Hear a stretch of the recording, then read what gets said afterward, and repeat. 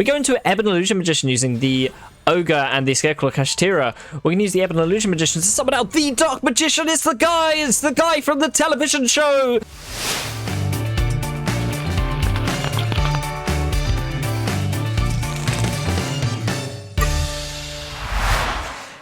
Everyone, and I hope you're doing well. I know this is the 5th time I've brought Kashtira to show and tell, but I promise you this has a bit of a spicy twist to it. This is a less serious Kashtira build, but it can be quite funny. We are running Dark Magician Kashtira. Now, the goal of Dark Magician Kashtira is pretty much just to set up Secret Village of Spellcasters under your Kashtira board. So a Rise Up plus Secret Village of Spellcasters plus a Dark Magician. It can be pretty crazy. It's a lot more bricky than Kashtira, so be warned, but this is my deck list that I've come up with.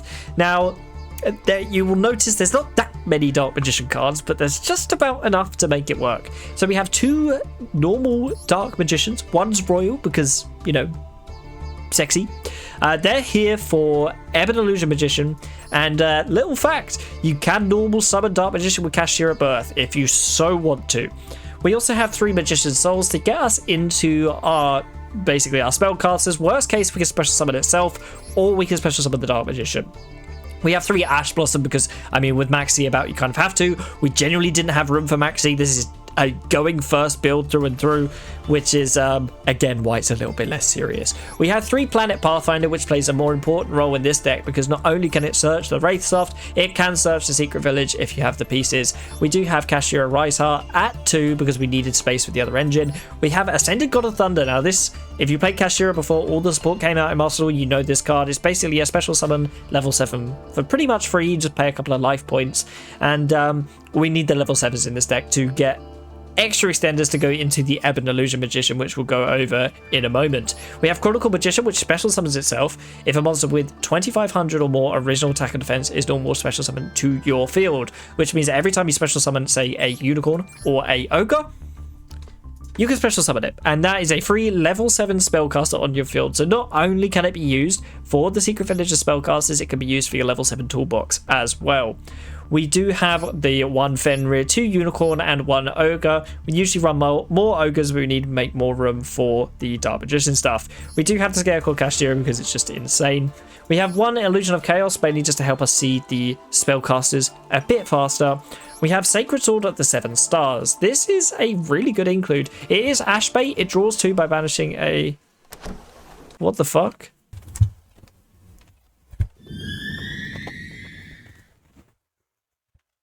Huh? Sorry, I'm a bit shaken up by being cursed by Dark Magician and my window just opening on its own. I thought I was being attacked. Back to Sacred Sword of 7 Stars. So 7 Stars lets you banish 1 level 7 monster from your hand or face up on the field to draw 2 cards. Not only is this great in turning Dark Magician into something that's not a brick, but you can also use it with your Kashtira monsters and special summon the back off birth because it can special summon from banished. The only problem is this is Ash bait. Draw 2 cards, your opponent's immediately going to Ash that and you're -2, but when it works, it works. We also have the Pot of Prosperity, especially in Kashtira. This card's insane, but in general, we need the consistency, especially in this pile. We do have 3 Theosis because we're only going to Xyz pretty much. The links are there just in case, and we need, as I said, as many level 7 extenders as we can get to get into our Ebon Illusion Magician. We do have 2 Secret Village of the Spellcasters. I wanted to run 3, but I felt like having 2 was enough since we have a couple of ways to search it. We have the Wraithsoft, essential for Kashtira decks, another card we can search and get another level 7. 3 Birth. We can normal summon Dark Magician. Not why we're running it, it's just a broken card for Kashtira, and you get 3 bodies every turn, so that's really handy. Metaverse is one of the craziest cards in this list because your opponent will think you just have an Arise Heart and Wraithsoft. You can also just go straight for Secret Village of the Spellcaster. Now this turns off a couple of the cards that do kill Kashtira, like mainly just Raigeki. Harpy's Feather Duster hurts as well. Unfortunately, it doesn't turn off evenly matched, so we still get hurt by that. But Metaverse lets you just get the Secret Village of the Spellcasters more consistently, and we can pretty easily get into an Ebon Illusion Magician as well with this list. We have Kashtira Big Bang for more extenders, and same with Preparations. I mean, Preparation you could probably cut, but I really like it in Kashtira. I think it's a really good recursion tool, and honestly, the trap effect is handy in a lot of matchups. Going into the extra deck, most of it's pretty generic. We have Barone, Big Eye, and now we have the Spice. Ebon Illusion Magician is a spellcast that requires 2 level 7s, which is perfect for Kashtira, which is why we're running it pretty much. You can ignore this top effect because we're never using it. But once per turn, you can detach a material from this card, special summon a spellcaster, a normal monster from your hand or deck. So you can special summon the Dark Magician, level 7 spellcaster. So you have 2 spellcasters. If they pop one, fair enough, you still got another one. Bonus effect that when a spellcaster normal monster declares an attack, you can target a card your opponent controls and banish it. So extra removal goes a long way, especially when you can get this up alongside an Arise Heart. The rest of the extra deck is pretty generic. Red Eyes Flare Metal Dragon, Dark Arms, the Dragon of Annihilation. You've got your Shangri-Ira and a Rise Heart, your Zeus, your Typhon. I don't really need to explain these. The Charmers are here in a pinch. They are spellcasters, so you can use a Unicorn to go into Wind Charmer, or possibly Fenrir or Scareclaw Kashtira to go into the Earth Charmer. You can probably fit a couple more in here, but honestly, I didn't find myself going into these too often because we can very easily get into the Ebon Illusion Magician. And SP is just here because, well, it's SP. So without further ado, and no more curses, let's get into the games and show off what this deck can do. Going into our first game, we are going first, which is ideal for this deck because it really does suffer going second. We've opened a hand with no Kashtira monsters, but luckily this Planet Pathfinder will come in clutch. We'll normal summon him, tribute him for his effect, and go for the Race Soft. Luckily no Ash here. We'll go Race Soft effect, go for the Unicorn, special summon the Unicorn, and because we special summon a monster with 2500 or more attack, we can special summon the Chronicle Magician. Now we're going to go for the Unicorn effect, grab the Theosis. Theosis effect, target the Unicorn, bring out Fenrir. Fenrir effect is going to grab the Rise Heart. If you've ever played against Kashtira Master Duel or watched my last Kashtira video, you know where this is going for the most part. We're going to go for Shangri-Ira here, and then we're going to use the effect of the Rise Heart, banish Big Bang, banish the top 3, Big Bang effect, target the Shang effect to lock a zone, and obviously because we've locked a zone, we can go to a Rise Heart as well, but we're not done yet because we still have another floodgate up our sleeves. So now we go into the Rise Heart after special summoning the Fenrir of the Big Bang, and now we're going to do the Secret Villager spellcasters because, you know, we just got a level 7 spellcaster along the way. I mean, it's Dark Magician, right? This is Dark Magician 100%. It's the White Magician. He doesn't like the White Magician. I like that the game paused for a moment. Yeah, I mean, it works, right? It works. Going into game number 2, I couldn't decide whether to keep this in or not, so let me know if you think it was worth it. This shows the full Kashtira DM combo, but there is a little bit of a sad twist. We start with the Sacred Swords, and oh no, it's Max C. Against any deck it's good, but again, against this deck is way better. We banish the Unicorn with the 7 swords here, and we can go for Birth. We're not going to normal summon the Fenrir here. We're going to special summon him because we want to summon the Pathfinder. We're going to try and use the Fenrir effect, but he drew into an Ash Blossom, which is honestly fine. We don't actually need the Fenrir search, so that's... we don't care about that. We're going to use Birth effect to bring back the Unicorn that we banished off the 7 swords. We're going to use the Unicorn effect and grab a Theosis from hand. We'll go Rise Heart effect to special summon. We'll use these two, the Unicorn and the Fenrir, to go into the Shangri-Ira. Standard stuff so far, but now we're going to go Theosis, target the Rise Heart to bring out the Ogre. And we're going to go Rise Heart effect, banish the Big Bang, banish the top 3 of his deck, Big Bang effect, target the Shang, lock a zone. You know how it goes. Bring back the Fenrir and go into a Rise Heart pretty much. And you know what? Fuck it. Let's speed it up. There he is. In high speed. We're going to go for the Wraith Soft as well. Why not? Might as well grab the Scareclaw Kashtira out the deck. And we might as well grab the Trap as well whilst he's on the field. We're going to go for the Scareclaw Kashtira. Banish the Theosis from the graveyard so that we can get another Rise Heart proc and attach the Big Bang. Hopefully we can get 3 materials by the end of this combo. We go into Ebon Illusion Magician using the Ogre and the Scareclaw Kashtira. We're going to use the Ebon Illusion Magician to summon out the Dark Magician. It's the guy from the television show. A Rise Heart will go again, attaching a Theosis, and now we can normal summon. This is what Yugioh is today. Secret Villager spellcasters off the normal summon just to finish it off, and let's activate that. We've got a Rise Heart, we got Fenrir, we got the Dark Magician. We're set. They're all in the Secret Village. What could possibly go wrong? He only has 25,000 cards in his hand. We're going to special out Unicorn because why not?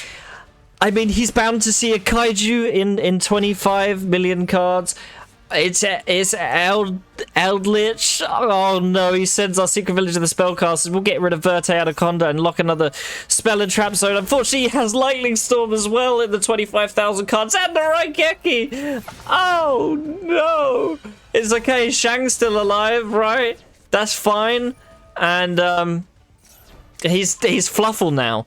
He's playing with his plushies. He's playing with his food right now. He knows I can't do anything. I have no cards in hand. Fucking dead Shangri-La on the board. What is this deck? I don't even know what I'm playing against, but I respect it. Do we need to see this? No. But are we going to? No.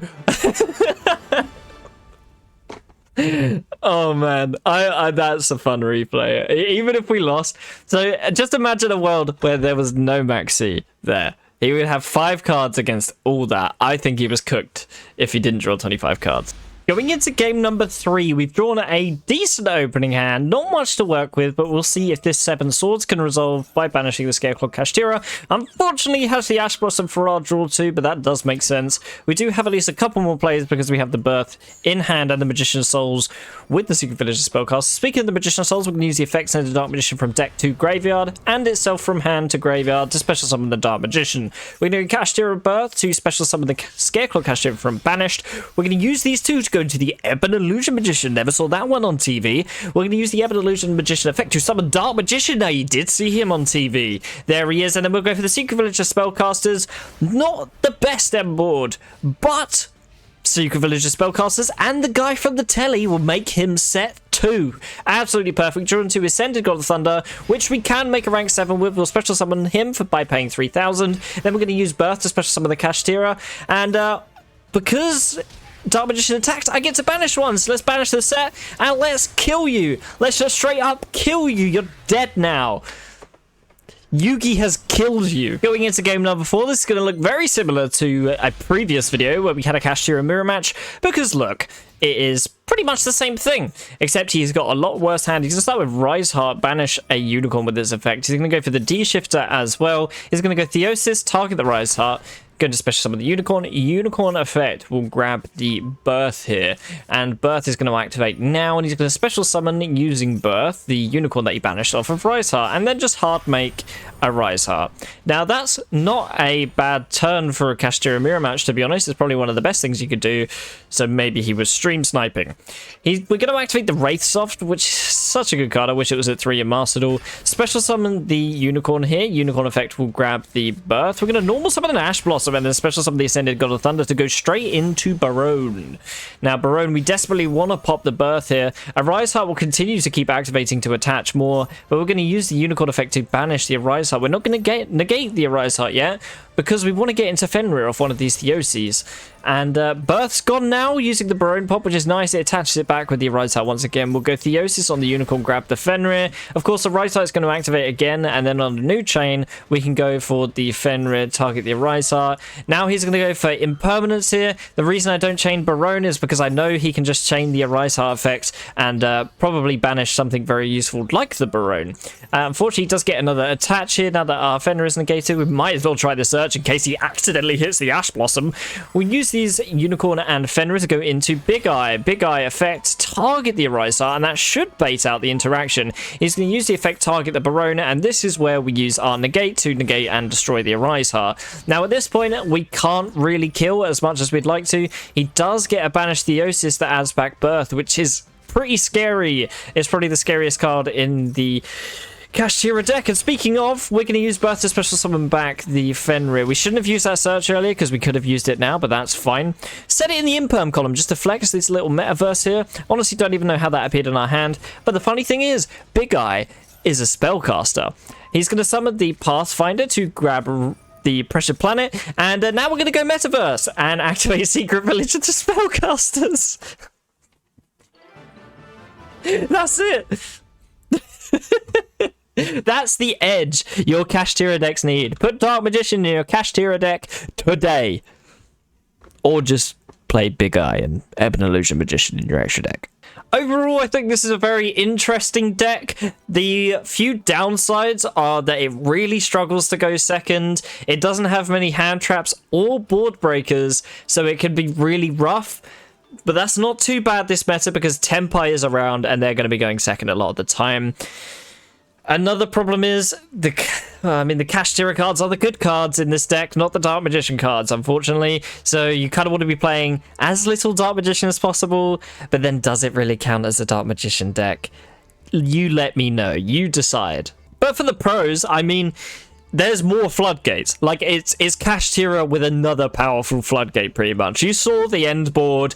It goes for a Rise Heart, plus, like, Fenrir, plus the Secret Village, and obviously the Dark Magician as well. I think it's a really, really funny deck, and I do think it can get you up to Master with a few tweaks. I think there are a few things I would change now. I genuinely don't know if I would run these.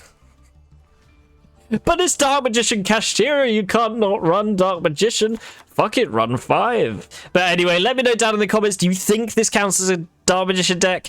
Because I don't really know. I count it. It's got like at least 6 Dark Magician cards in there.